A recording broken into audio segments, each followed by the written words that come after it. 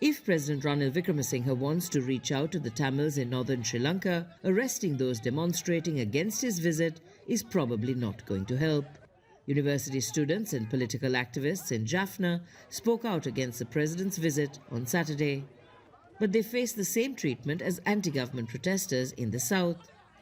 Efforts to reach out to the Tamil community has its roots in the civil war of the 1980s and 90s, when Tamil tigers took up arms against the government.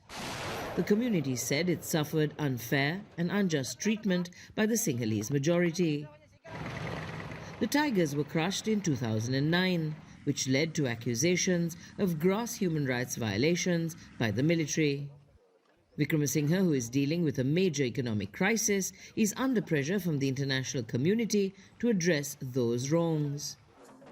Earlier in the day, the president attended a ceremony to dedicate a Tamil cultural centre gifted by India. Let's get together and go on this journey to rebuild this fallen country. Then it will be everybody's country.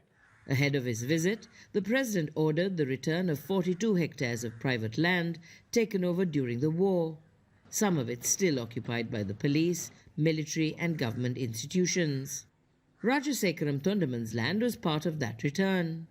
His property was occupied by the army, which he says filled his paddy fields and built on it. We asked him how the occupation affected families like his. Very, very badly, no? They have only small lands, they don't have any other houses or anything. They went out of this way. From here, they go and straight in Point Pitu. Tondaman's family has other properties still under military control.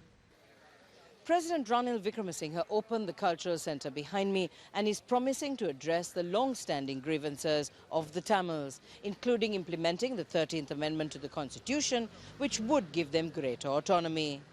This drew immediate protest from the Buddhist clergy, who have opposed the amendment from its passage. Those watching the developments in the north are sceptical that autonomy is within reach. How is he going to handle the protesters? How is he going to tell them what they are doing is wrong at a time he is being challenged for other reasons, right? So it's going to be very difficult for him too to do that. 36 years after being introduced, the constitutional amendment is still an issue for many here. Tamils say their leaders must be willing to go beyond it to truly address their grievances. Minelle Fernandez, Al Jazeera, Jaffna, northern Sri Lanka.